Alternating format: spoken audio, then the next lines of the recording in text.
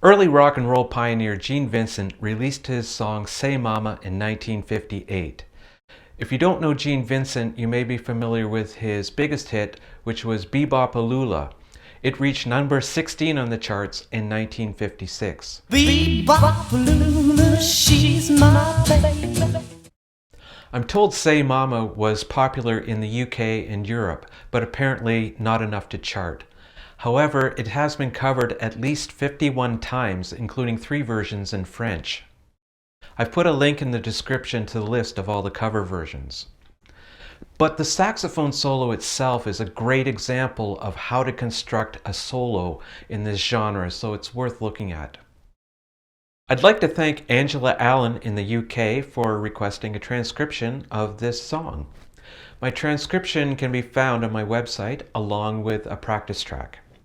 If you're a saxophonist and you're into this style of playing, check out my website for other rock and roll saxophone transcriptions.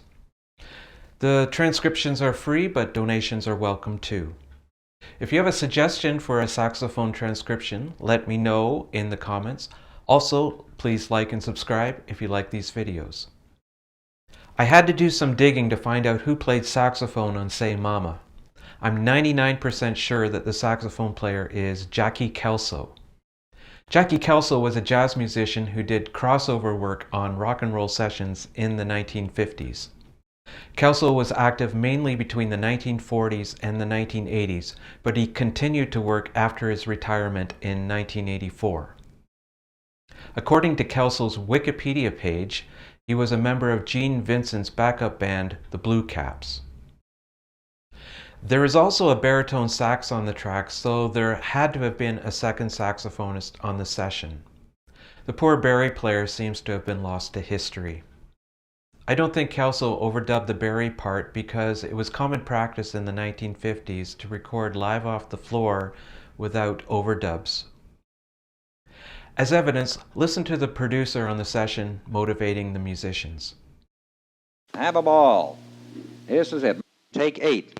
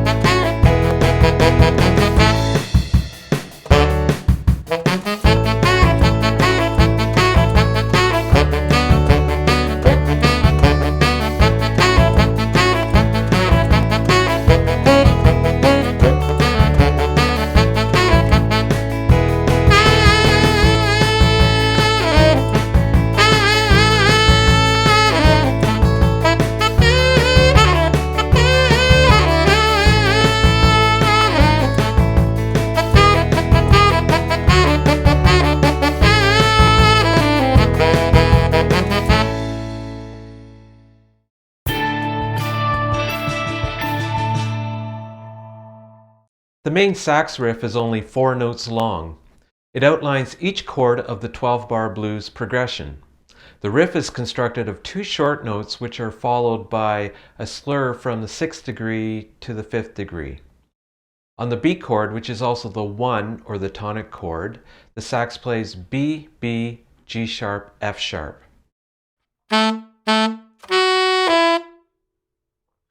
On the E chord, which is also the 4 or the subdominant chord, the sax plays E, E, C sharp, B. Finally, on the F sharp chord, which is also 5 or the dominant chord, the sax plays F sharp, D sharp, C sharp.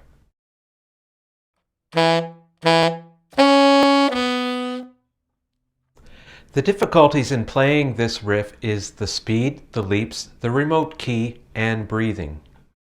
For breathing, I suggest you take a huge breath going into bar 3 and make it to the stop time break on the repeat where you'll have lots of time to refill the lungs and the diaphragm. My suggestion is to practice the riff slowly so your fingers are moving evenly and every note is sounding clean. I know how tempting it is to dive in to the fast tempo right away, but if you're having trouble, get out your metronome and slow it down. Remember that you're going to sound the way you practice.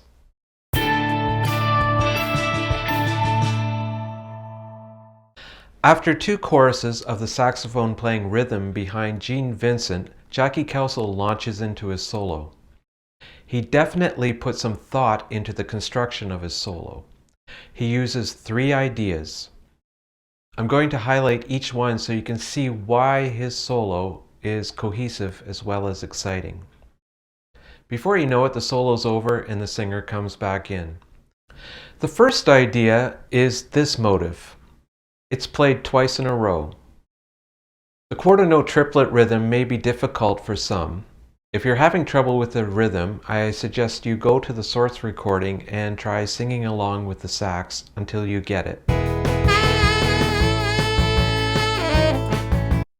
The second idea is more straightforward, and it finishes with the same rhythm as the first idea, which is 2 16th notes falling to an 8th note.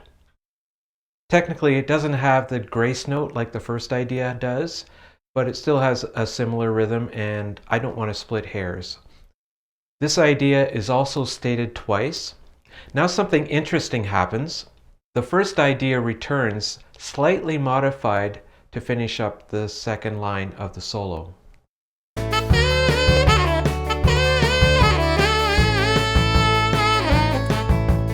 The third idea is an alteration of the main riff I showed you in the previous section. What's different is that the articulation has been flipped around. Instead of 2 staccato notes followed by a slur, there's now a slur followed by 2 staccato notes. Also different is the slur now falls from the 3rd to the root rather than falling from the 6th degree to the 5th degree of the scale. Kelso is making use of established material and playing it in a different context.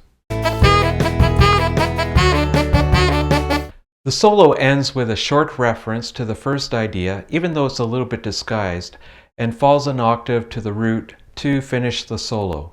No time is wasted as the intro returns right away to set up Gene Vincent for the 3rd verse.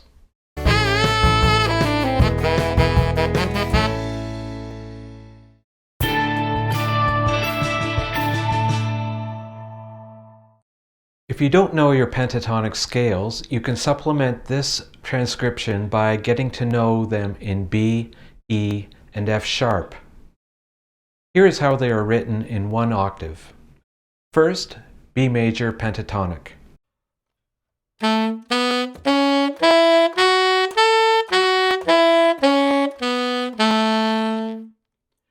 E major pentatonic.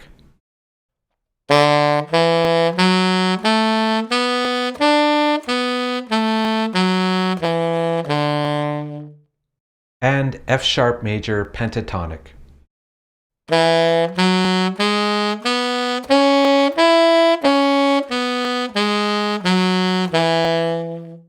I encourage you to get to know the scales that are associated with the music you play for deeper musical understanding. Knowing your scales makes music easier to play.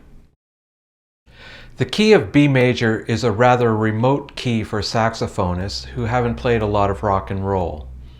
The reality is that most rock and roll songs are played in guitar-friendly keys, which have several sharps in them. One notable exception is Chuck Berry's Johnny B. Goode, which was played in B flat. This transposes to C on tenor sax or G on alto sax.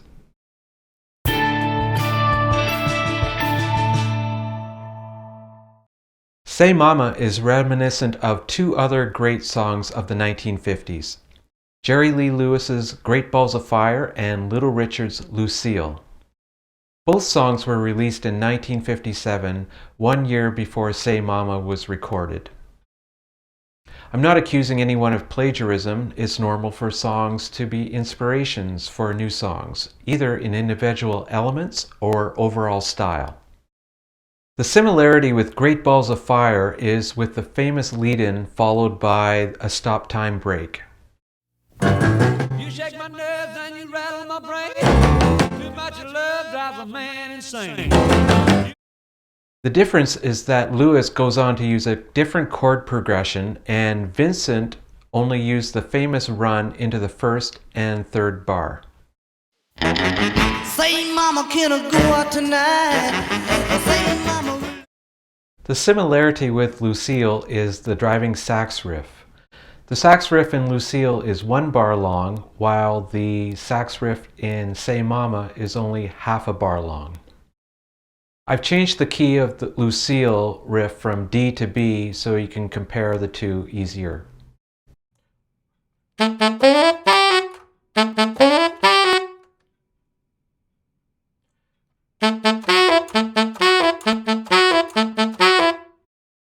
I thought I'd include this extra commentary because I like picking up on sounds and patterns and how they are used in different contexts. It gets me into the composer's head a little bit. Whether I'm right or wrong, it doesn't matter. It's more about making connections between songs and the thematic material.